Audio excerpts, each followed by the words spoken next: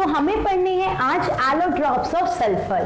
सो sulphur के ना वैसे तो बहुत सारे एलोट्रॉप्स होते हैं, पर जो स्टेबल होते हैं ना वो काफी कम ही होते हैं, और उन्हीं को आज हमें पढ़ना है कि कौन कौन से स्टेबल होते हैं। तो हम पढ़ने वाले हैं, सबसे पहला है हमारा रोम्बिक सल्फर, यानी कि इस रोम्बिक सल्फर के, हाँ एक चीज और, इन सबके ही एक से ज्यादा नाम होते हैं, तो उन सब नाम के बारे में भी हम पता करेंगे, मतलब कि बता दूंगी मैं आप लोगों को, ताकि अगर नाम बदलकर क्वेश्चन आ जाए तो हमें दिक्कत ना हो।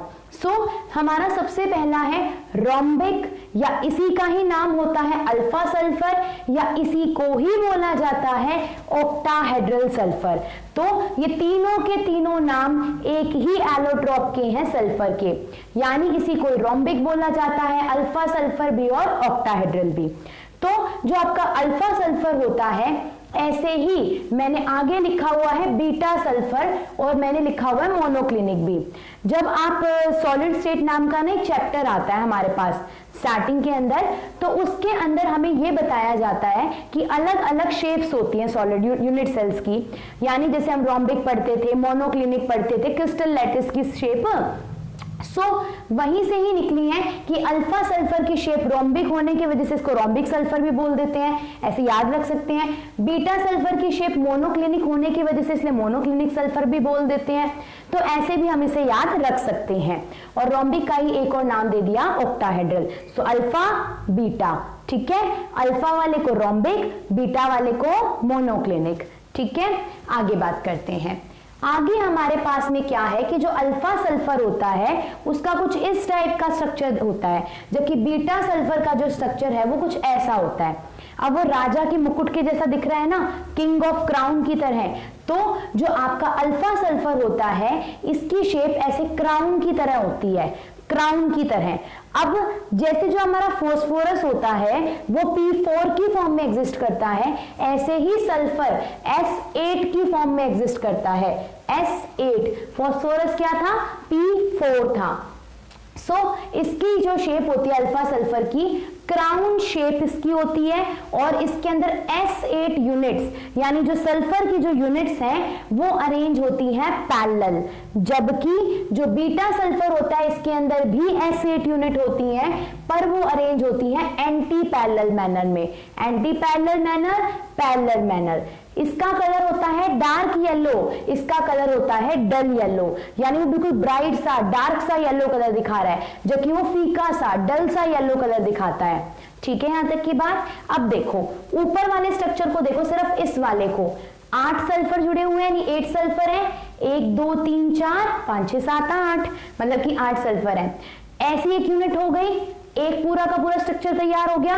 इसके नीचे एक और ऐसा ही जुड़ा हुआ है, तो ये राजा के मुकुट की तरह कुछ दिखाई दे रहा है, यानी कि क्राउन ऑफ किंग की तरह दिखाई दे रहा है, जो किंग का क्राउन होता है।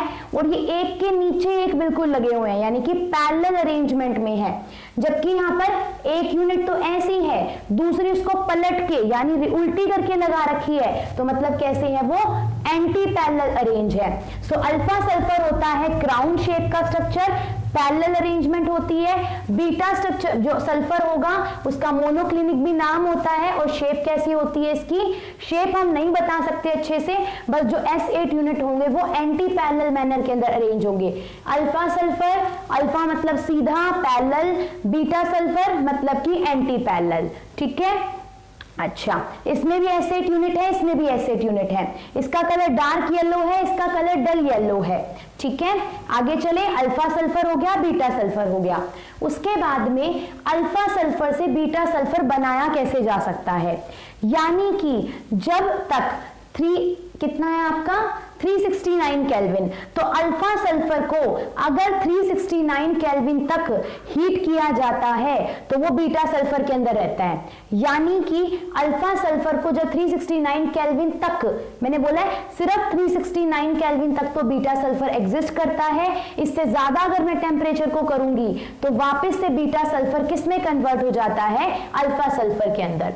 ठीक है, तो 369 केल्विन के टेम्परेचर तक तो जो बीटा सल्फर है वो एग्जिस्ट कर सकता है, उससे ज्यादा टेम्परेचर करते ही वो वापस किसके अंदर बदल जाएगा, अल्फा सल्फर के अंदर।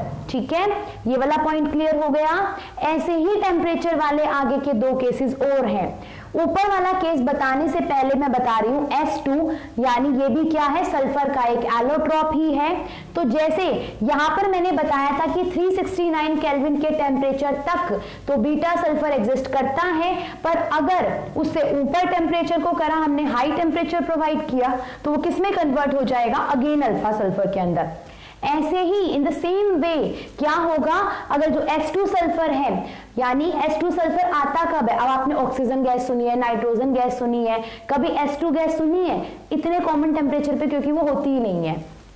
तो जो आपका S2 होता है, S2 यानी ऑक्सीजन गैस की तरह ही H2 गैस भी बन जाती है, पर कब, जब आप कितना टेम्परेचर प्रोवाइड करो, 1000 केल्विन टेम्परेचर, यानी 1000 केल्विन के टेम्परेचर के ऊपर जितने भी एलोट्रॉप्स आपने सल्फर के पढ़े, चाहे अल्फा हो, चाहे बीटा हो, चाहे हम आगे साइक्लिक पढ़ेंगे, वो 1000 केल्विन का टेम्परेचर से ज्यादा अगर उनको हीट कर दिया जाए तो सबके सब किसके अंदर बदल जाते हैं, S2 के अंदर कन्वर्ट हो जाते हैं। ठीक है, यानी H2 सल्फर वाला एलोट्रोप आ जाता है। H2 जैसे ऑक्सीजन गैस होती है, यानी कुछ ऐसा बन जाएगा जैसे O2 गैस होती है, N2 गैस होती है, इन सब हाइड्रोजन गैस होती है। 1000 केल्विन के टेम्परेचर के ऊपर सारे के सारे एलोट्रॉप्स H2 के अंदर कन्वर्ट हो जाते हैं। 369 H2 हो गया। H2 कब एग्जिस्ट करेगा, 1000 केल्विन के टेम्परेचर के अबोव जितने भी एलोट्रॉप्स थे किसके अंदर चेंज हो जाएंगे, H2 के अंदर। ठीक है, अच्छा इसके बारे में थोड़ा सा डिस्कस और करेंगे, उससे पहले हम पढ़ लेते हैं साइक्लो यानी कि S6। तो यानी जो साइक्लो सल्फर होता है, यानी जिसको इस सिंबल को ना ईटा बोला जाता है, ईसा दिख रहा है ना, ईटा, या इसी को ही एंजल सल्फर भी बोला जाता है। तो एंजल सल्फर पूछे, ईटा सल्फर पूछे, ये साइक्लो S6, साइक्लो S6 तो देगा नहीं क्योंकि लिखा ही S6 हुआ है। तो जो आपका ईटा सल्फर या फिर एंजल सल्फर होता है, इसके अंदर सल्फर X6 की फॉर्म में होता है। इन दोनों में S8 की फॉर्म में था, वहां पर S6 की फॉर्म के अंदर होगा, और इसका स्ट्रक्चर होता है चेयर की तरह। देखो ऐसे जो रिलैक्सिंग वाली चेयर होती है ना, ऐसे करके ऐसे स्ट्रक्चर इसका बना हुआ है। तो चेयर लाइक स्ट्रक्चर होता है S6 का, यानी ईटा सल्फर या फिर एंजल सल्फर का। ठीक है, यहां तक आगे बात करते हैं। आगे है हमारे पास में, हमने क्राउन लाइक स्ट्रक्चर पढ़ लिया अल्फा सल्फर का, बीटा सल्फर का एंटी पैरेलल अरेंजमेंट थी, जो ईटा सल्फर या एंजल सल्फर है चेयर लाइक स्ट्रक्चर बन गया आपका। फिर हम बात कर रहे थे S2, सारे के सारे एलोट्रॉप 1000 केल्विन क्रॉस कन्वर्ट हो गए H2 के अंदर। सो जैसे जो नाइट्रोजन गैस या ऑक्सीजन गैस होती है, इनके तरह ही इसके अंदर भी क्या होते हैं, अनपेयर्ड इलेक्ट्रॉन्स होते हैं। सो जो S2 सल्फर है वो कैसा होता है, पैरामैग्नेटिक नेचर का। पैरामैग्नेटिक नेचर मतलब कि इसके अंदर क्या होंगे, अनपेयर्ड इलेक्ट्रॉन होंगे। सो H2 सल्फर क्या होता है, जो सल्फर का एलोट्रॉप है जो S2 की फॉर्म के अंदर है वो होगा पैरामैग्नेटिक, और इसके अंदर जो वो अनपेयर्ड इलेक्ट्रॉन है वो किसके अंदर प्रेजेंट होते हैं, पाई स्टार AMO मतलब anti bonding molecular orbital. AMO का मतलब होता है anti bonding molecular orbital. I am repeating, anti bonding molecular orbital. So pi star anti bonding molecular orbital के अंदर H2 वाले एलोट्रॉप के अंदर दो अनपेयर्ड इलेक्ट्रॉन होते हैं, जिसकी वजह से क्या होता है, पैरामैग्नेटिक होता है। तो ये हो चुके हैं हमारे सल्फर के सबके सब एलोट्रॉप्स, और इससे जितने भी क्वेश्चंस बन सकते हैं। One more point is there that की जितने भी एलोट्रॉप्स होते हैं ना सल्फर के, ये किसी भी इनऑर्गेनिक सॉल्वेंट के अंदर डिसॉल्व नहीं होते, यानी वाटर के अंदर ये डिसॉल्व नहीं होंगे। सबके सब किसके अंदर डिसॉल्व होंगे, ऑर्गेनिक सॉल्वेंट के अंदर। ऑर्गेनिक सॉल्वेंट जैसे आपका बेंजीन हो गया, टॉल्विन हो गया, ईथर हो गया, इन सब के अंदर ये क्या करते हैं, डिसॉल्व करते हैं। ठीक है, तो ये क्या हो गए, हमारे एलोट्रॉप्स ऑफ सल्फर हो गए हैं कंप्लीट।